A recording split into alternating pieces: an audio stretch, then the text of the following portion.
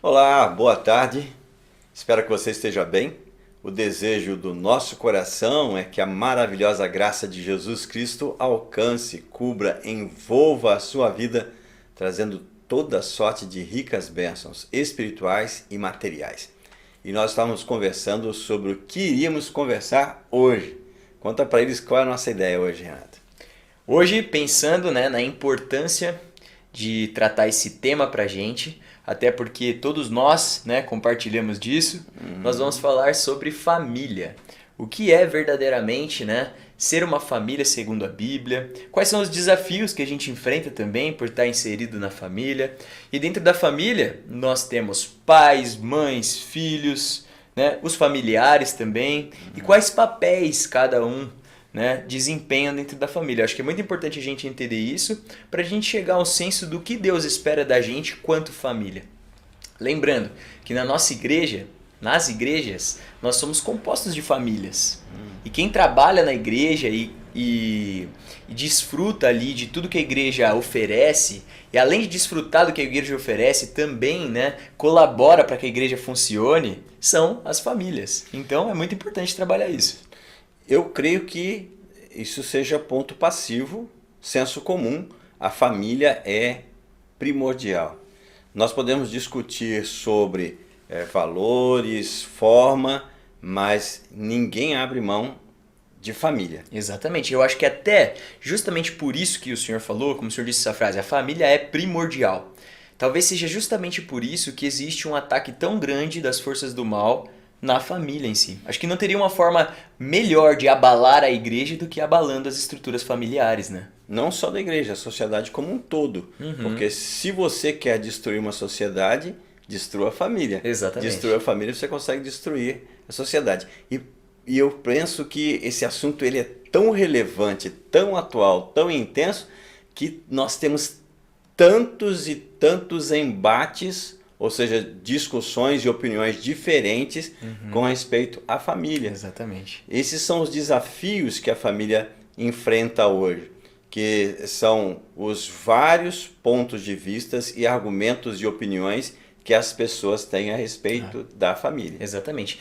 Por exemplo, seria legal, eu acho, o senhor trazer pra gente essa questão de quais são aí esses pontos que podem abalar a família nos dias de hoje na nossa sociedade. O que será que pode? Quais são as ideias, as ideologias, as coisas que acontecem aí que podem trazer esse efeito? Nós temos a família chamada família tradicional, que é o pai, a mãe e os filhos. Nós temos outros formatos de família se apresentando e que muitas pessoas vão questionar se é família ou se não é família. Bem, pegando a família tradicional, o homem, quais são os desafios que o homem moderno enfrenta hoje? Há algum tempo atrás, o homem tinha seu papel bem definido. Ele era o provedor, ele era o sexo mais forte, ele era o defensor da sua família. Hoje, qual é o papel do homem? O homem está batendo cabeça, está perdido, está andando de bicicleta, subindo montanha, pulando de paraquedas, tentando encontrar alguma razão para ser homem. As mulheres hoje, elas querem ser empoderadas, elas querem ser iguais aos homens. E me parece que elas têm perdido um pouco da essência dessa feminilidade, da beleza do feminino. É um grande desafio para as mulheres encontrar também o meio termo aí. E os filhos, eu vi uma menina conversando com a mãe no celular. Eu pensei que a princípio ela estava conversando com uma coleguinha, porque ela falava de uma forma tão agressiva e tão depreciativa com a outra pessoa que eu pensava que ela estava falando com a coleguinha. Quando eu me aproximei, eu percebi que ela estava falando com a própria mãe dela. É muito difícil isso. Eu tenho percebido que essa questão na nossa sociedade tem ficado muito clara. Os homens eles têm claramente tido cada vez mais dificuldades de tomar decisões, de ser realmente os responsáveis pela família. Nós temos também as mulheres querendo tomar a frente de tudo e os filhos se parecendo como reis de casa, Eles que comandam, eles que têm que ter toda a atenção. E quando a gente olha para a Bíblia, a gente percebe uma diferença assustadora desses padrões. A Bíblia apresenta para a gente verdadeiramente quais devem ser os papéis de cada um dentro do lar. Significa que a mulher nunca vai poder tomar uma decisão, nunca vai poder colaborar nas rendas de casa ou coisa desse tipo? É claro que não. Significa que o homem ele vai ser alguém que vai oprimir a sua esposa? Também é isso que a Bíblia quer? É claro que não é isso. Que as pessoas elas tendem a pensar que é isso que a Bíblia fala, mas a Bíblia não fala isso. Eu tenho observado também, Renato, que coisas que são tão óbvias, tão claras, que o inimigo de todos nós, ele apresenta uma mentira, e uma mentira tão deslavada, e as pessoas recebem essa mentira com uma naturalidade. Quando as pessoas dizem, por exemplo, que nós não nascemos com um sexo definido, que nós não nascemos nem homem nem mulher, e a sociedade que impõe sobre nós, quando nós observamos as crianças, eu tenho um netinho de 1 ano e 10 meses, que às vezes eu levo ele na escola, no ensino fundamental, e lá eu observo que as meninas têm aquele instinto maternal tão forte que a maioria das meninas vem, dão atenção, querem brincar, querem proteger, querem estar ali atenta àquela criança. Enquanto os meninos, na sua grande maioria, se bobear, atropela, passa por cima. É raro o menino que dá atenção. Uma coisa que nós também temos dito um homem, para ele se dizer mulher, ele precisa mostrar para nós onde fica o útero dele. E uma mulher, para se dizer homem, precisava mostrar para nós onde fica a sua próstata, para definir então essa questão biológica.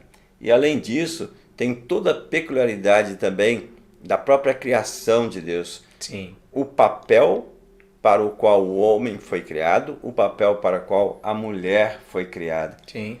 E essa questão é interessante até porque o homem e a mulher eles apresentam fatores psicológicos extremamente diferentes também. Né? A gente percebe que existem características masculinas de formas de lidar, de formas de ser, que são extremamente diferentes de características femininas, né? Geralmente as mulheres tendem a ser mais emocionais, a precisarem de mais atenção nessa questão. O homem é mais racional, ele tende a levar mais tempo, a ponderar mais, a ficar mais em silêncio para tomar uma decisão. Isso são coisas que geralmente funcionam na maioria dos casos, né? Isso talvez já mostra esse aspecto de que nós conseguimos perceber isso que a Bíblia já vem trazendo para a gente como um fato. Homens e mulheres são diferentes, desempenham papéis diferentes e isso é importante para a dinâmica da família na sociedade. Quando nós vamos conversar sobre a sexualidade, o papel do homem, o papel da mulher, os filhos, o papel dos filhos na família e também o relacionamento homem, mulher, pais e filhos, nós queremos investir num tempo para a gente conversar com a comunidade sobre esses assuntos. Para a gente, nesse desafio da modernidade, voltar nossos olhos para o Criador e entender o papel e o propósito da família nesse tempo em que nós estamos vivendo. Dias difíceis, de grande embate para a família. Exato. Trabalha isso nas nossas mensagens e que seja uma bênção para a sua família. Que você descubra como você pode desempenhar o seu papel de uma forma que agrada a Deus, de uma forma que a Bíblia te mostra como deve ser esse papel dentro da sua casa, para que seja a bênção no seu lar.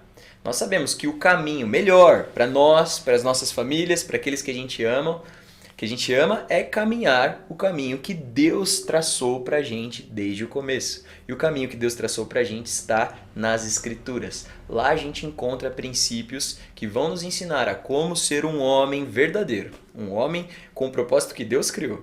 Como ser realmente uma mulher. Né? O que Deus espera de uma mulher. E a ideia não é fazer com que os homens prevaleçam sobre as mulheres, né? Como a sociedade vem pregando por aí. Não é nada disso. A questão não é ser mais importante ou menos importante do que ninguém. A questão é entender papéis, entender lugares corretos. E esse bom relacionamento para que a gente encontre um ambiente sadio, um ambiente de paz, um ambiente de harmonia, que a gente usufrua deste bom convívio. É uma situação muito interessante que pode nos ajudar a entender. Se você tem